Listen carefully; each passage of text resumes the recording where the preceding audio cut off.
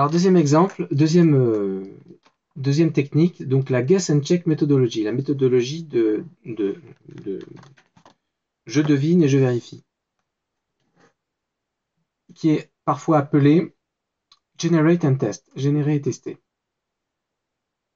L'idée ici est de faire la chose suivante. D'abord, on utilise le non-déterminisme qui provient de la négation non stratifiée, ou bien également qui accompagne la disjonction dans les têtes de règles, pour créer des solutions candidates au problème. C'est la partie grand G du problème.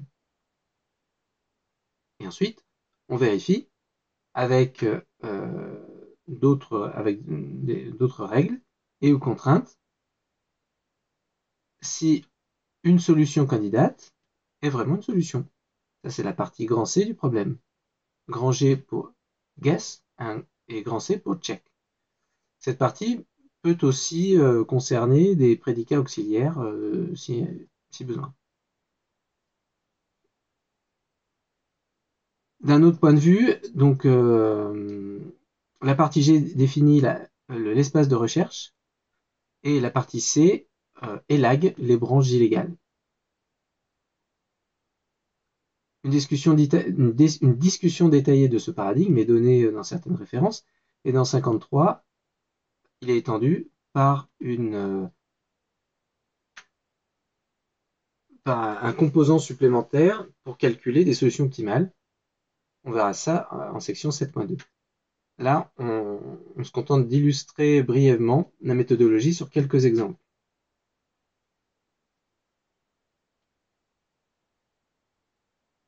Alors, en tant que premier exemple, donc on revient sur le problème de la 3 colorabilité. Et donc, on a une partie guess qui nous dit si X est un nœud, alors X est vert, X est rouge, ou bien X est rouge, ou bien X est bleu. Et la partie check qui nous dit si j'ai une arête XY, alors je ne peux pas avoir deux fois la même couleur sur X et sur Y.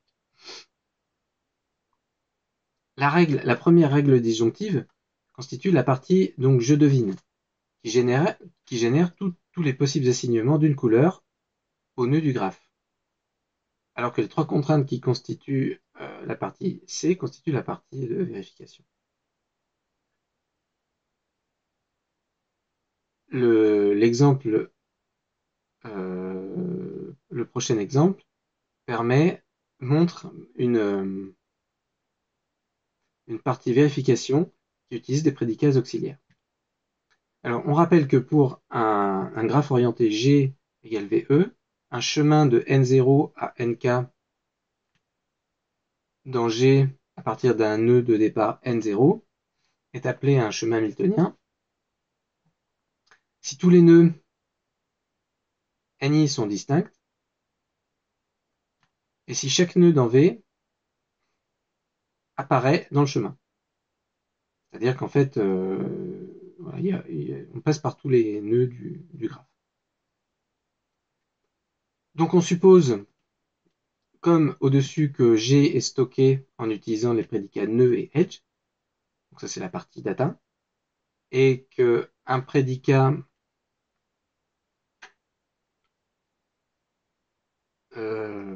start X stocke le nœud unique N0.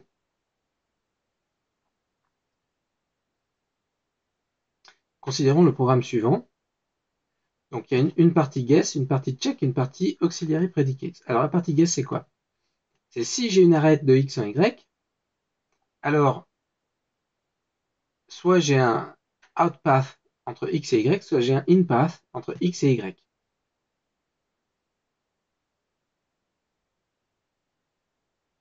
Donc soit l'arête n'est pas sur le chemin, outpath, le chemin qu'on cherche, soit l'arête est sur le chemin.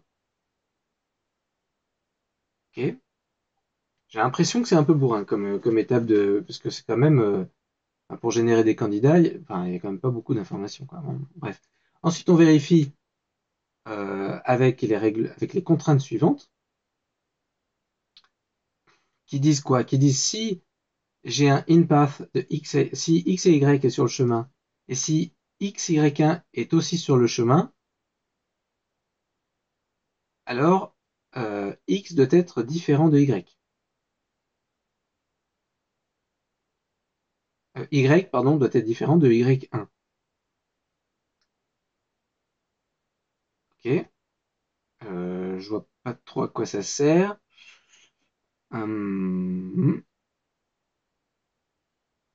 Si je prends deux arêtes qui ont le même x, dans le chemin, faut pas que ça soit la même arête.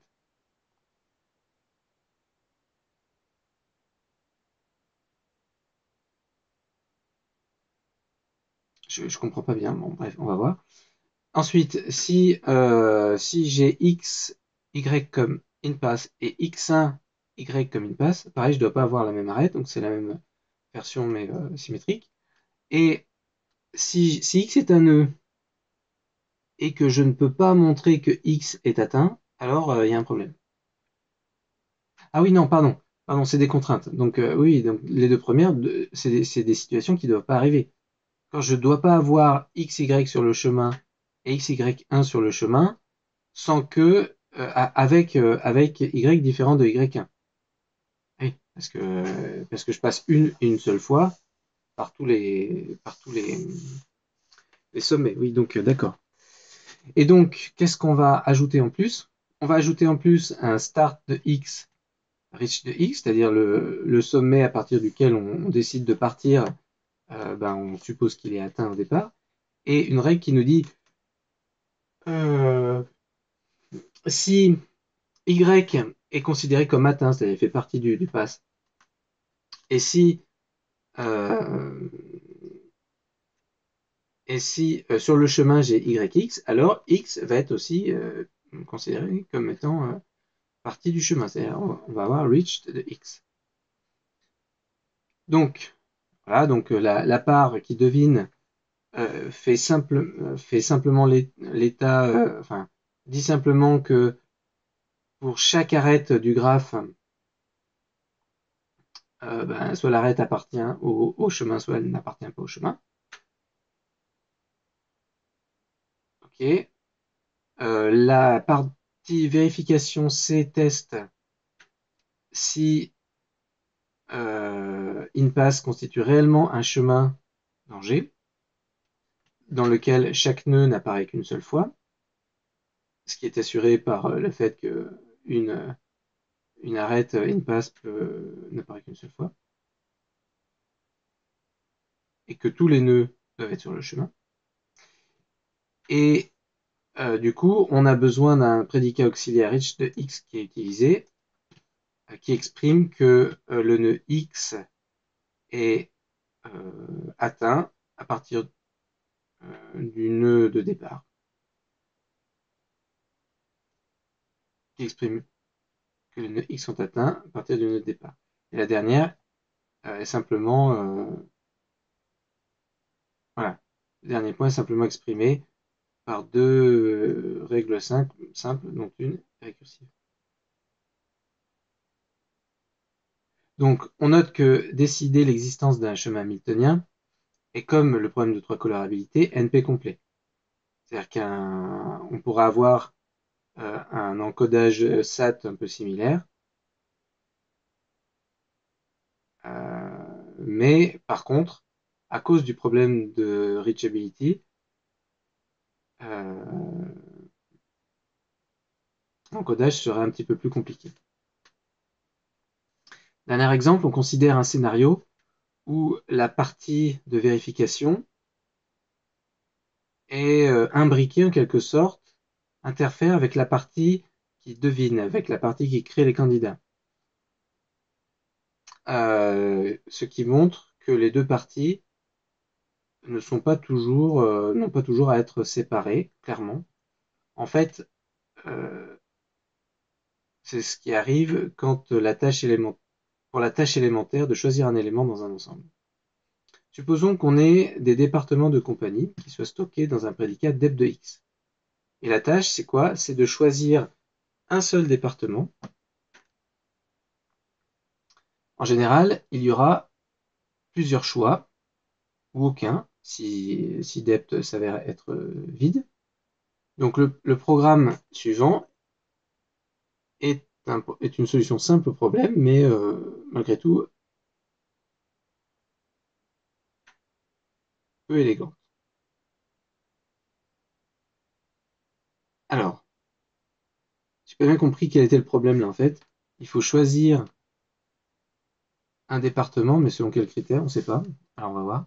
Donc, si D est un département, alors on génère soit D est sélectionné, soit D n'est pas sélectionné. Ok. Et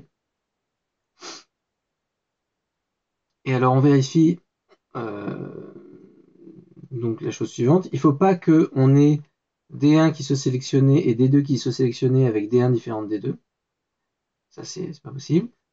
Par contre, si D est sélectionné, alors on a un sum select qui dit que ça y est, c'est fait. On en a sélectionné un. Et il ne faut pas qu'on ait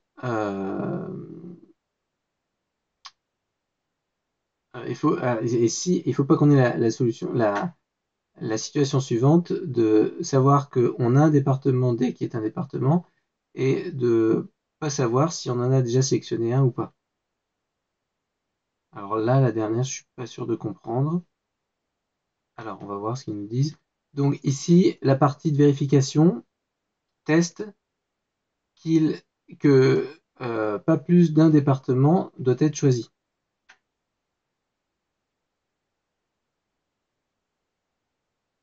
et que au moins un est choisi s'il y a des départements. Et donc exactement un département est choisi. Donc si un département est choisi, alors on a SumCell. Et si on a SumCell, donc notre SumCell est faux.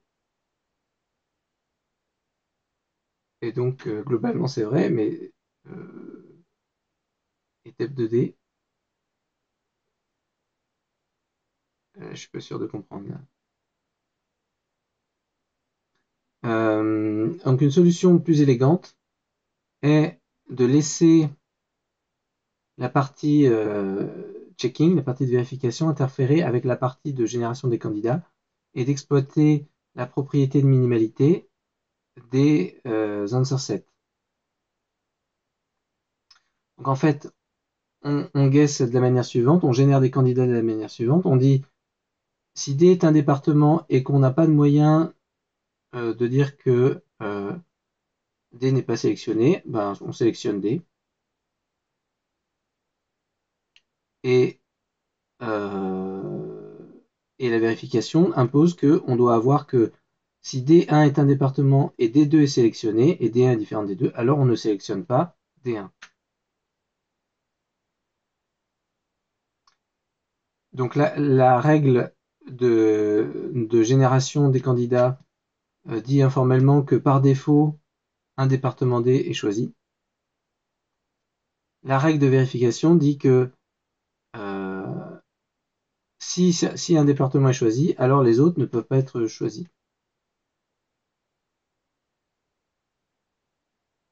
Et ça, en fait, ça permet d'alimenter en retour la partie de génération. Et oui, d'accord. Parce que le moins cell de D1 va pouvoir être réutilisé ici. Va être réutilisé ici.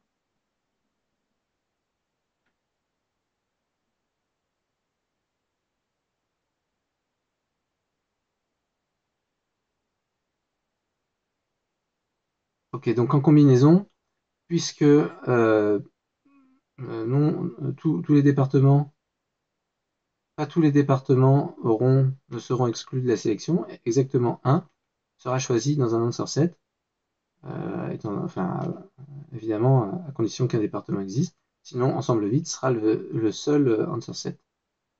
En d'autres mots, les seules configurations stables du programme ci-dessus sont celles dans lesquelles un et seulement un atome de type cell de V est présent. Notons que on pouvait, de manière équivalente, remplacer la règle de vérification par la règle suivante qui nous dit que si D1 est un département et D2 est un département et si D1 est différent de D2, alors on a soit non D1 qui n'est pas sélectionné, soit D1 qui n'est pas sélectionné, soit D2 qui n'est pas sélectionné. Normalement, la règle nous dit que si nous avons deux départements différents, ouais, c'est ça, au moins D2 n'est pas sélectionné. Voilà pour cet exemple. Et dernier exemple, l'exemple 39, qui est un exemple dans lequel, un exemple du choix, dans lequel on considère un cours simple, un scénario d'emploi du temps pour des cours simples. Donc on suppose ici qu'on a un département informatique, CS à l'université U. On a des informations sur les membres et les cours et les enseignements de CS, de même que les cours préférés pour les membres. Et tout ça, c'est encodé avec les faits suivants. Donc on sait par exemple que Sam est un membre du cours informatique, Bob aussi, Tom aussi. On sait que Sam aime le Java, Bob aime le Java, Tom aime l'intelligence artificielle. On sait que Java est un cours d'informatique. On sait que C est un cours d'informatique. On sait que Sam aime le C, que Bob aime l'intelligence artificielle et que Tom aime la logique. Et on sait aussi que l'intelligence artificielle est un cours d'informatique, de même que la logique est un cours d'informatique.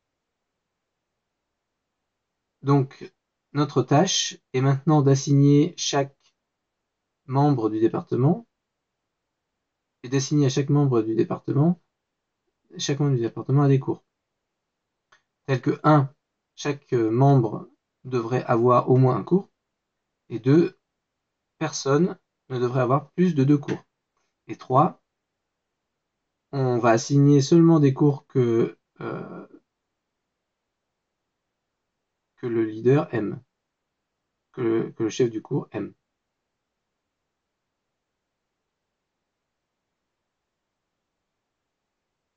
Donc, on peut utiliser le programme suivant pour encoder ce problème. Ici, par exemple, on va dire si X est un membre du département, c'est des départements, hein, c'est ça? Mais c'est ça. Si X est membre du département informatique, si Y est un cours d'informatique, si X aime Y, et si on n'a aucun moyen de montrer que X n'enseigne pas Y, ne doit pas enseigner Y, alors on dit que X doit enseigner Y. Ça, c'est un peu le raisonnement par défaut, hein. Ensuite, on dit que si X est membre du département CS, si Y est un cours du département informatique, si X1 doit enseigner Y, mais que X1 est différent de X,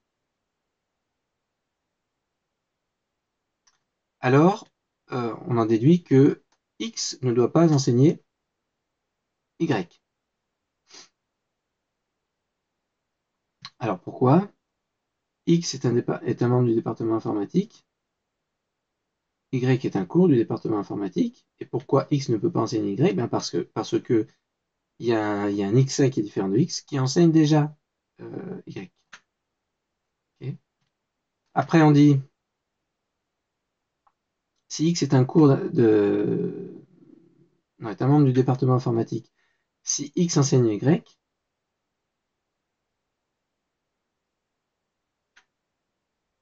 alors somme course de X. Ah oui, alors X fait partie de ceux qui ont un cours. Okay. Si X est un membre du département informatique et si on ne peut pas montrer qu'il a un cours, ben ça pose problème. Donc il ne faut pas que ça soit vrai. Ensuite, si X enseigne Y, si X enseigne Y1, si X enseigne Y2 et si X enseigne Y3 et qu'ils sont 2 à 2 différents, alors ça pose problème aussi parce que ça dépasse les 2 cours max. Donc voilà, informellement, la première règle dit que un membre du département informatique doit avoir, avoir un cours d'informatique qu'il aime, par défaut. La seconde règle nous dit qu'un membre du département informatique ne doit pas avoir un cours d'informatique si il y a quelqu'un d'autre qui le donne déjà. Les troisième et quatrième règles assurent que chaque membre du département informatique ait au moins un cours à faire. Et la dernière règle exclut tout assignement dans lequel une personne aurait 3 ou plus cours. Donc on obtient les 3 answer sets suivants de P union F. F c'est les données et P c'est le programme.